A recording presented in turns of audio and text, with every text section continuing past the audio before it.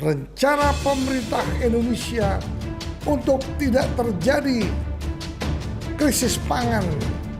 Ketika Bapak Amran ingin menginginkan seluruh masyarakat Indonesia menjadi petani yang modern, suksesnya pertanian terutama padi itu berhasil apabila ada manajemen pengairan yang cukup mumpuni.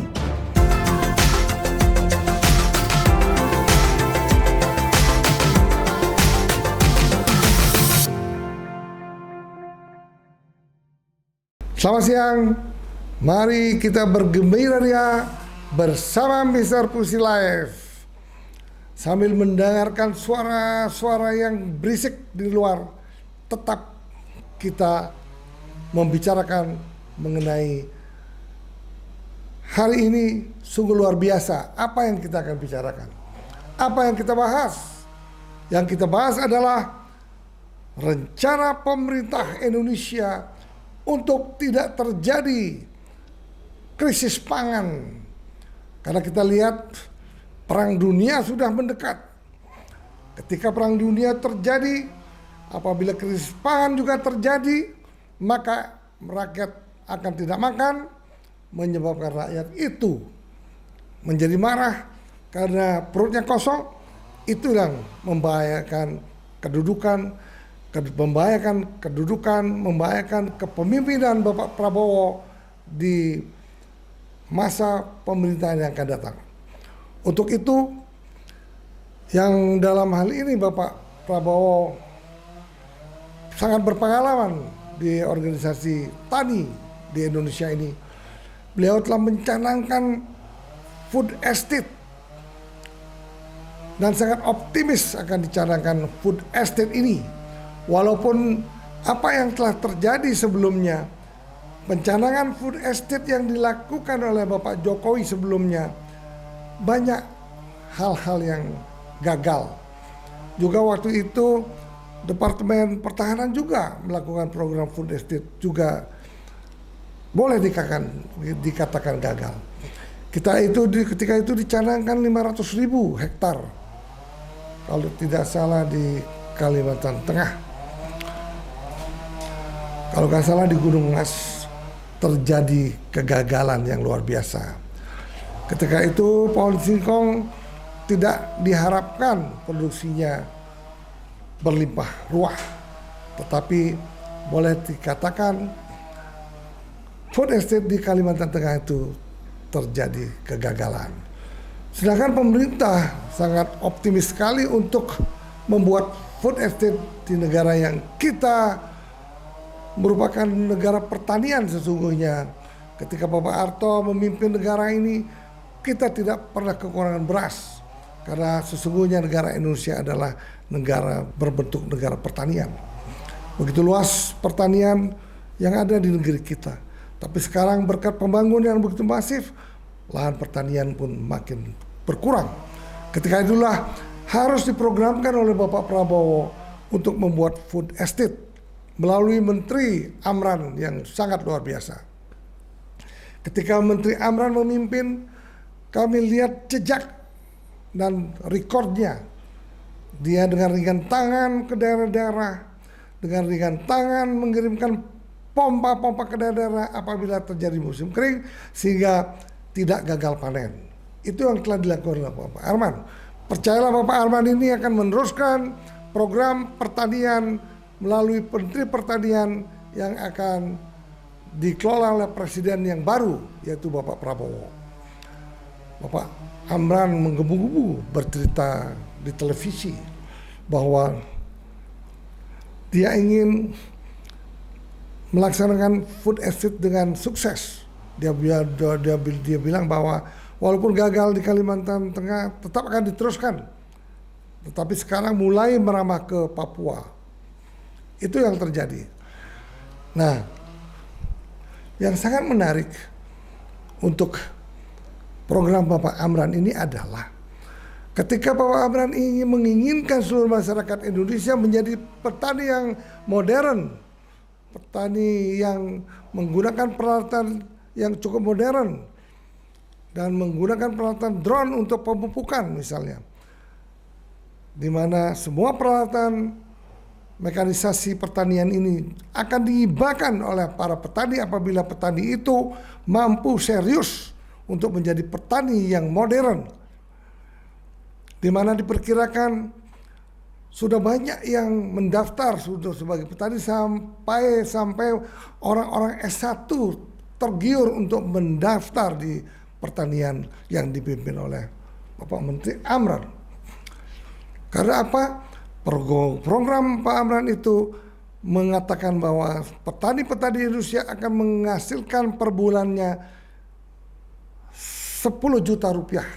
Artinya petani sebagai profesional mengerjakan tanah pertanian, bekerja sama dengan pemerintah maupun dengan swasta, akhirnya petani itu akan mendapatkan hasil pasti 10 juta per bulan.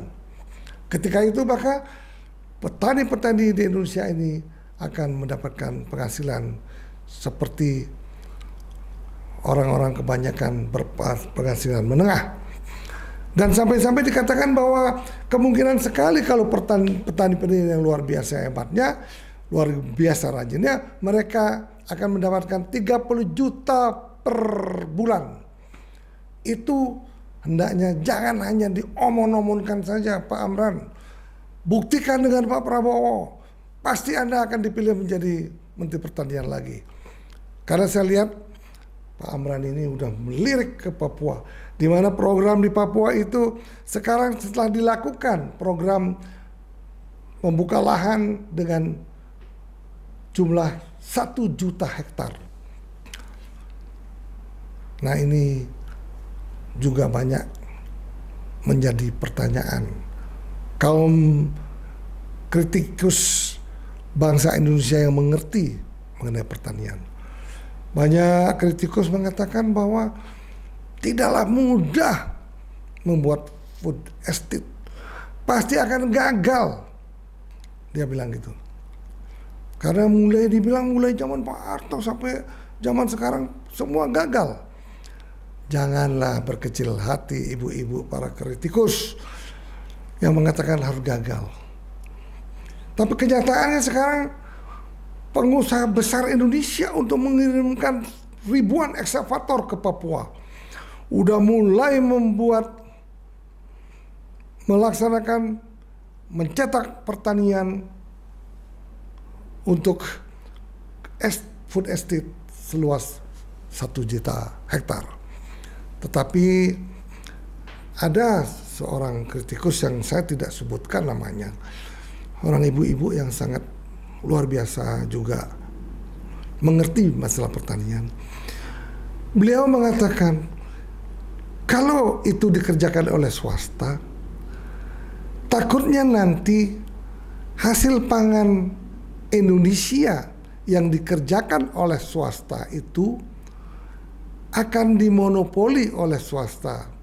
Sehingga monopoli inilah bisa menyebabkan bahwa akan terjadi lagi monopoli hasil daripada kelapa sawit itu semua dimiliki oleh swasta, sehingga dia bisa mempermainkan harga.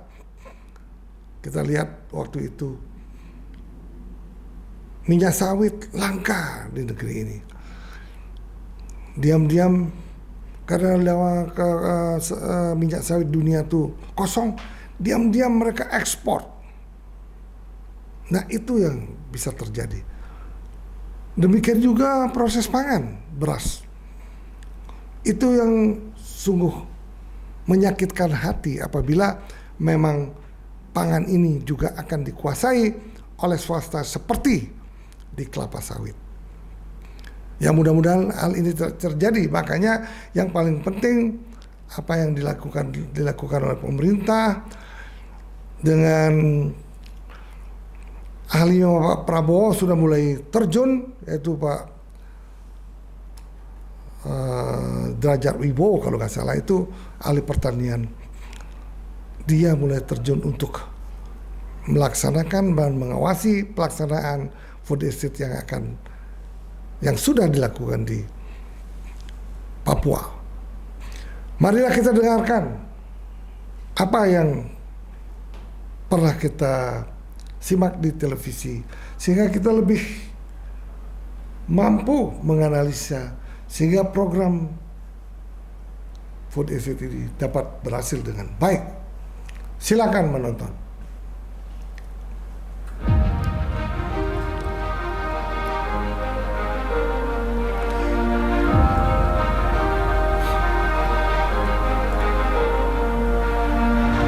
Sekarang ini kita diminta oleh Bapak Presiden sekarang dan Bapak Presiden terpilih membangun pertanian modern. Kita bertransformasi dari pertanian tradisional menjadi pertanian modern. Target kita adalah 3 juta hektar. Alhamdulillah sekarang kita sudah mulai bekerja di Merauke 1 juta hektar, kemudian di Kalimantan Tengah ini insya Allah kita sudah plot kurang lebih 5.000 hektar. Kemudian Kalimantan Selatan, Barat, Sumsel. Nah ini kita fokus daerah-daerah yang menjadi lumbung pangan Indonesia nanti. Oleh karena itu kita fokus di Merauke, Papua Selatan sebagai cadangan nasional dan di sini menuju petani. Jadi strategi kita adalah bagaimana menyetop impor, kita capai swasembada bahkan ekspor ke depan. Nah itu mimpi besar kita. Paling lambat 3 tahun.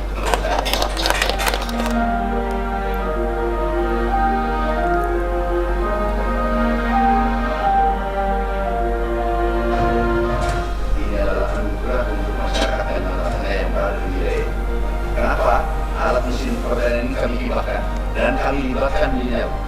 Bagaimana melibatkan anak muda? Ada bonus demografi, yaitu generasi Z, generasi milenial itu 52 sampai 60%. Kita libatkan. Gimana cara melibatkan? Adalah menggunakan teknologi ini dalam mesin pertanian.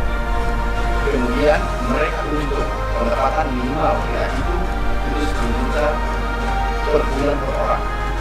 Mereka pasti tertarik. Siapapun bisa ikut. Mau tambahan SMA boleh, mau S1 boleh. Ini rata-rata S1 yang masuk. Nanti pendampingan oleh TNI, ada Pak Pangdam, ada Pak Kajati. Jadi jangan berpikir seperti zaman dulu. Zaman dulu adalah mekanisasi, artinya sapi yang kerjakan. Sekarang mekanisasi, ini alat. Nanti ini alat, aku hibahkan untuk kalian dan pendapatan kalian minimal. Kami sudah perintahkan dirjen minimal 10 juta per bulan. Ini ada aktivitas, ada membuat petani, ada menjadi wirausaha, nanti ada aturannya, regulasinya dan seterusnya. Tetapi ini aku hibahkan semua untuk berbulan. Kami akan membangun klaster, 500 ini klaster. Apa klasternya? Klaster ini adalah klaster pertanian modern sejajar dengan negara maju seperti Amerika, Brazil, Korea Selatan, Taiwan yang sudah maju pertanian, Jepang. Itu sejajar. Mulai dari hulu hilir itu menggunakan teknologi ini. Mulai pengolahan pembibitan, pengolahan tanah kita menggunakan drone, kemudian panen menggunakan mesin, kemudian silo masuk di warehouse pergudangan, itu semua packaging dan seterusnya menggunakan teknologi. Dan ini kami ingin sejajarkan negara maju.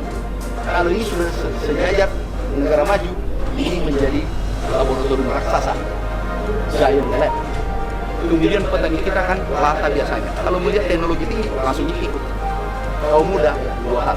Gunakan teknologi ini, transaksi digital, menguntungkan. Kalau mutunya kan jalan, dia akan cerita ke temannya. Ini ketua SPM Indonesia. Ini sudah mau turun. Ini kakinya sudah begini mau turun. Kenapa? Pendapatannya aku hitung minimal 10 juta, kalau dia rajin, itu 30 juta. Ada 3.000 turun, seluruh Indonesia. Kalau ini gagal kita buat sejahtera, dia akan bercerita ke temannya bahwa kita dulu. Tapi kalau ini aku buat sukses, saya beritahu, dirjen nggak boleh pendapatannya bersih di bawah 10 juta. Lahannya masyarakat, kita kelola bagi hasil, atau sewa traktor saja, atau mau kerjakan sendiri, semua boleh. Yang terpenting adalah bagaimana meningkatkan kesejahteraan masyarakat dan Indonesia menjadi lebih bangun dunia. Itu target kita. Jadi tidak ada yang ketinggalan.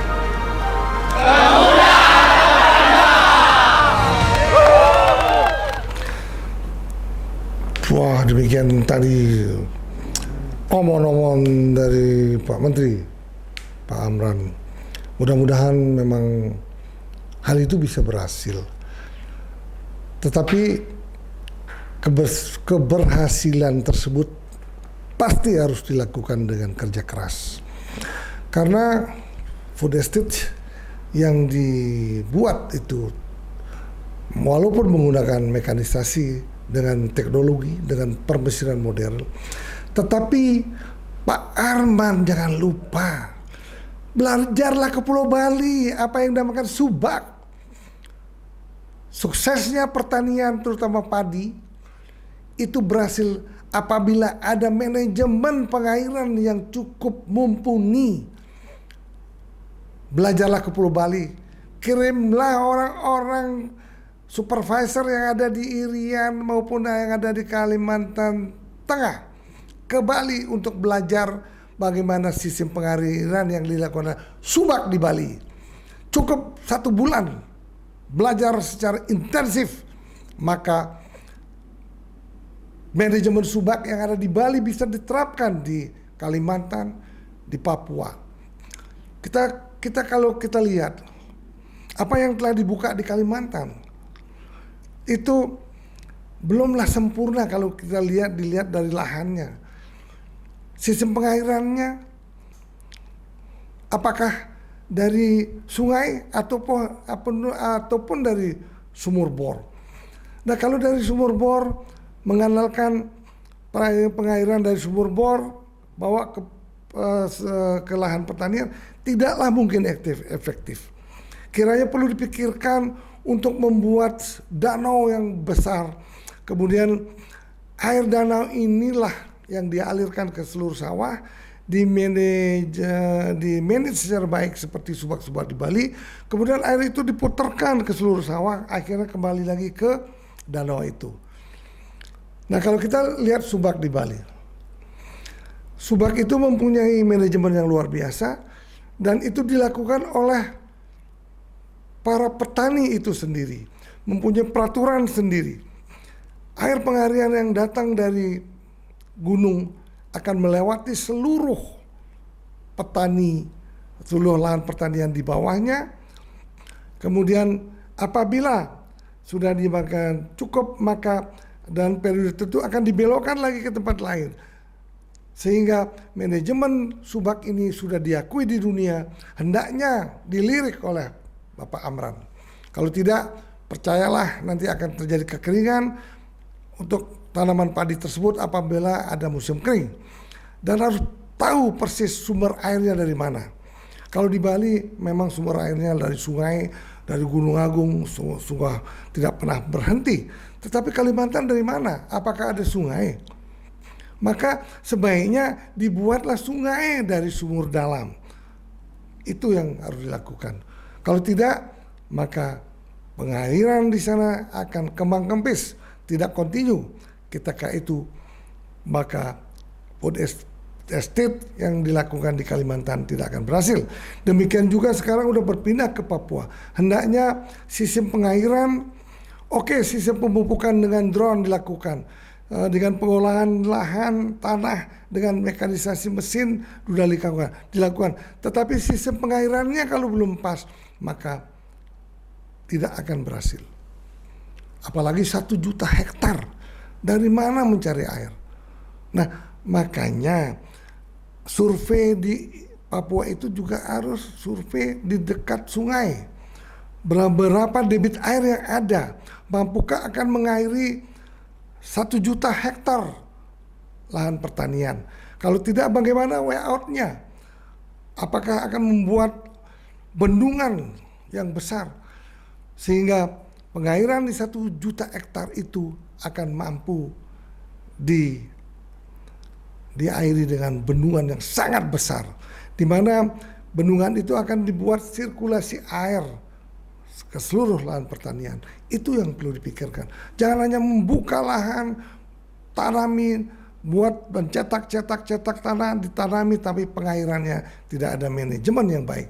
Ketika itu ada tanah yang subur, maka juga ada tanah yang kering di 1 juta hektar itu. Bapak-bapak, para pemirsa sekalian, marilah jangan berkecil hati, karena program Bapak Amran, kemudian Bapak Amran itu sendiri sangat antusias, sangat menggebu-gebu. Tapi janganlah angat-angat tai ayam Pak Amran.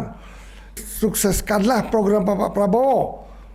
Percayalah, dalam 3 tahun kalau Anda bisa mencetak pangan dan merupakan stok dunia, maka Anda akan mendapat bintang pahlawan di negeri ini. Bapak-bapak, ibu-ibu sekalian, itulah omong-omong cerita analisa mengenai food estate yang dia akan dibuat oleh Bapak Prabowo yang sudah didahului oleh Bapak Joko Widodo. Mudah-mudahan program luhur ini mampu terrealisasi dengan baik. Kalau tidak, maka Indonesia akan mengalami kekeringan yang begitu panjang. Lahan-lahan subur sudah berubah menjadi bangunan. Kita lihat di Bali saja, hampir 30% sudah menjadi resort, sudah menjadi perumahan. Dan kita lihat juga di Lombok, apalagi program pembangunan perumahan yang dicanangkan Bapak Prabowo itu sangat besar. Jutaan rumah yang akan dibangun. Dari mana mencari tanah? Coba kita lihat tinjau. Dengan program subsidi, pembangunan perumahan dengan bersubsidi. Coba kita lihat di Lombok. Lahan-lahan pertanian sudah berubah menjadi perumahan yang kecil-kecil yang bersubsidi. Di mana rumah subsidi itu harga rumahnya sangat murah. Mulai dari 175 juta sampai 300 juta. Maka semua program subsidi yang ada di Lombok yang merupakan program pemerintah di Lombok itu sudah banyak terserap. Nah, bagaimana kalau ini diteruskan dengan Bapak Prabowo membangun jutaan rumah setiap tahun? Maka lahan pertanian akan semakin habis. Kita lihat contohnya di Lombok, kalau di Bali sudah habis. Mungkin masih banyak di daerah Tabanan, Ubud dan masih banyak. Tetapi di daerah-daerah lain seperti di selatan sudah berubah menjadi bangunan yang sangat masif. Bapak-bapak, ibu-ibu sekalian, Bapak Prabowo yang kami cintai, semoga Bapak bisa meneruskan program Bapak Soeharto yang dahulu banyak kelompok pencapirnya, banyak peninjauan ke desa-desa, membuat bendungan yang sangat banyak, sehingga pertanian zaman Bapak Soeharto sukses. Saya yakin Bapak Prabowo yang juga ahli dalam bidang pertanian akan mensukseskan program food estate yang telah beliau canangkan sekian tahun lamanya. Bapak-bapak, ibu-ibu sekalian, marilah berbesar hati, marilah program food estate yang mendukung program pemerintah untuk membuat stok di Indonesia tidak kekurangan, walaupun musim kering sudah semakin panjang di negeri ini. Maka marilah dukung program hijau yang dicanangkan oleh Bapak Prabowo di IKN itu sendiri. Saya yakin program ini akan berjalan dengan baik. Mudah-mudahan di kemudian hari tidak akan terjadi krisis pangan, tidak akan ada lagi impor beras dari Vietnam. Maka sangat optimis program Bapak Prabowo ini untuk membuat lumbung padi Indonesia yang akan merupakan lumbung padi stok dunia. Para hadirin sekalian, demikianlah omong-omong yang saya bicarakan dengan sangat antusias, sangat menggebu-gebu, karena program inilah program andalan untuk Bapak Prabowo yang kami cintai. Untuk itu, teman-teman, ibu-ibu, bapak-bapak, para hadirin sekalian, para milenial, jangan lupa subscribe Mr. Pussy Life dan juga share, follow Mr. Pussy Life, sehingga apa yang kita bicarakan, sehingga konten-konten kedepannya sangat mampu untuk mencerdaskan bangsa ini, memberikan informasi-informasi yang positif, sehingga Mr. Pussy Life ikut membantu mencerdaskan masyarakat Indonesia. Untuk itu, marilah kita akan membuat cita-cita yang lebih berbobot lagi di kemudian hari. Untuk itu, mari kita berpisah dan untuk kembali ketemu lagi. Bye-bye.